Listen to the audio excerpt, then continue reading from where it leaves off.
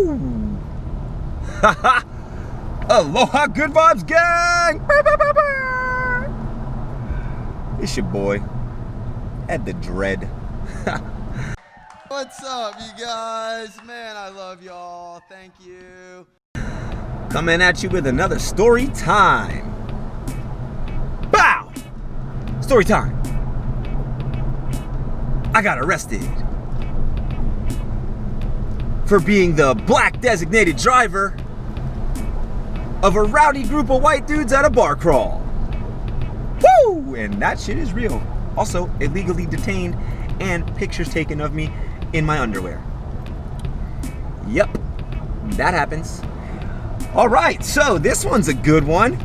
My homeboy who convinced me to move out to Maui because he's like, bro, this would be the place for you, you know what I'm saying? And he knew exactly what he was talking about. It's actually funny because I love this guy so much, but where he grew up, he did not ever see many brothers or sisters or Latinos or anybody. At Lacey Township, New Jersey. Very Caucasian, kind of country by the sea. Now, fast forward to him and I becoming really good friends because we got everything in common, from playing soccer to surfing to skimming to liking to hang out and party to watching the same sports to just everything. You know, me and this guy are like really good friends. But with that said, he ends up firsthand getting to see the wildness that is fucking being a black man in America. Because we hang out so much and the cops come around because we live in a beach town. All right, so this one's a good one, which I shot with him, so maybe I'll edit some of the clips of he and I in there from the other one, but what the fuck were y'all doing that day? A fucking bar crawl. What was it, boozing for boobs? I have no idea, man. I showed up real late. It might have been boozing for boobs. It's for breast awareness. Breast cancer awareness. Okay, listen, we got to be aware that there's boobs, so we're going bar crawling. There were plenty of boobs there.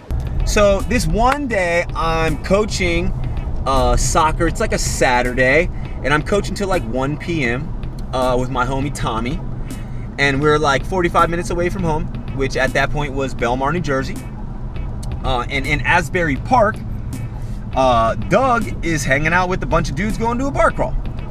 They start this thing really early, and for those of you that don't know what a bar crawl is, it's like just where you go from bar to bar getting as wasted as you can, with as many deals as possible, and somehow they like want you to try to get home after and whatever. So it's like a van of dudes, all Caucasians, go on a bar crawl until the afternoon, you know, starting at like 9 in the morning, and it's like 1 p.m. and they're like wasted. But Doug, in, you know, a flash of brilliance, decides to call me up to give them a ride home because who the hell wants to drive home wasted? We just finished up our last bar and we said, hey, who's around here? Who can we call? He said, Ed the Dread lives around here. And let's get up with him. That was 10 bars in. Oh. So I did not remember the name of the bar that we were at last, but we successfully completed this day of debauchery and nonsense. But hey, college! So Tommy and I are on our way home. We get back to the house and I just change out of my soccer training clothes into what I generally wear, which is probably the like least intimidating clothes that any black dude wears in America. I'm pretty sure I had on like red skinny jeans, a tie-dye shirt, and like a purple sleeveless hoodie. Possibly even have a picture of that. And I go pick these guys up from, oh man, I want to say Johnny Mac's.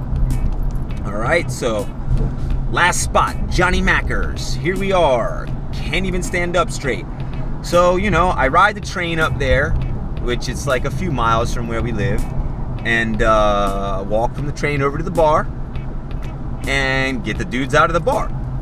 So at this point, it's pretty much like broad daylight, like 3 p.m. tops, and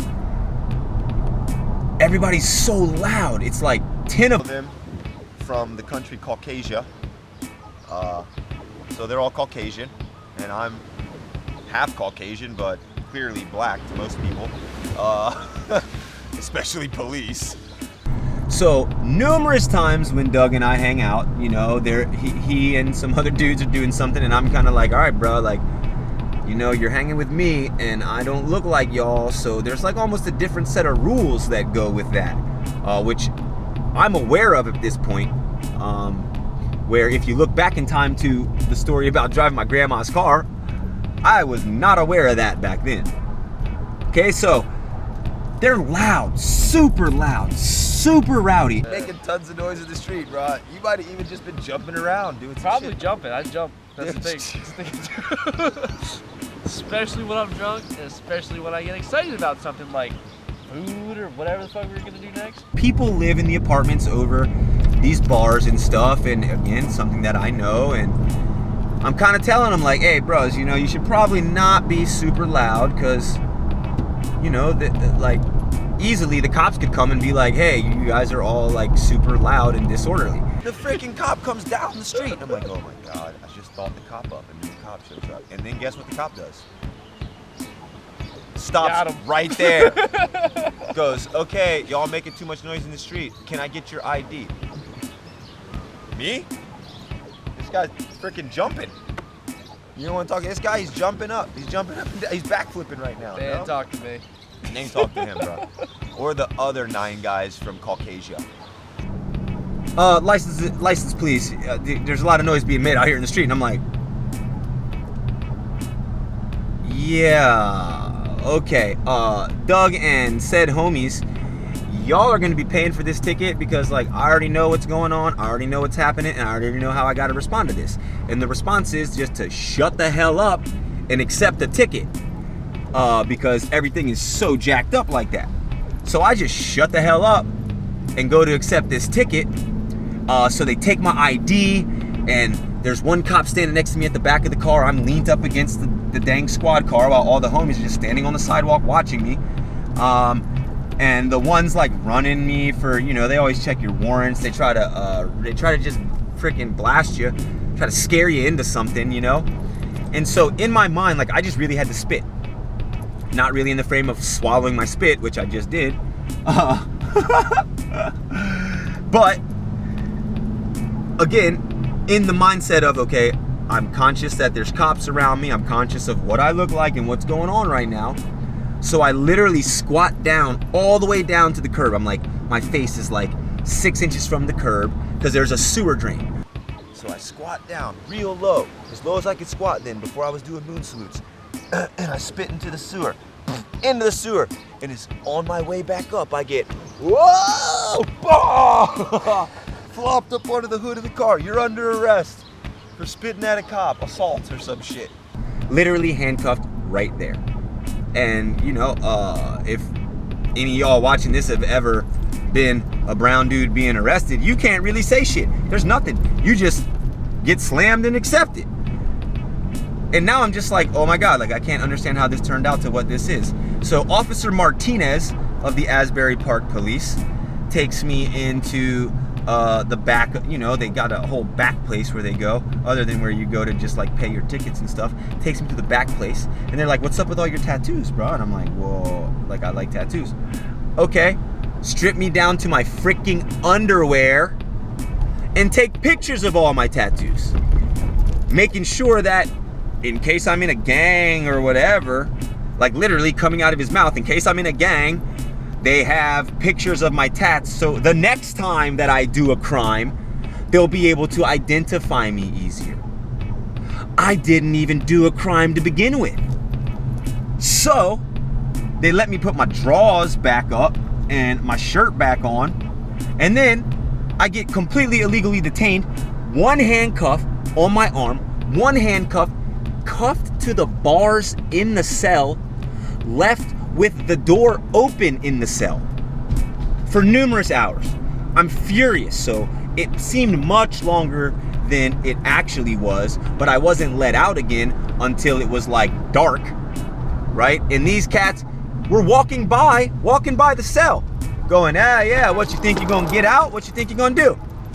While I'm handcuffed to the inside of the thing, just close enough that I could get like the edges of my fingers to break the threshold of the door. After a few hours, Officer Martinez comes back, unhandcuffs me, and says, you're being released. Literally just gives me all my stuff in a freaking paper bag, and then laughs at me when I go to count how much money is in my wallet because I didn't trust them to not take my money. And that was that. Later on, I get a court summons in the mail. What happened after that is a whole nother story time.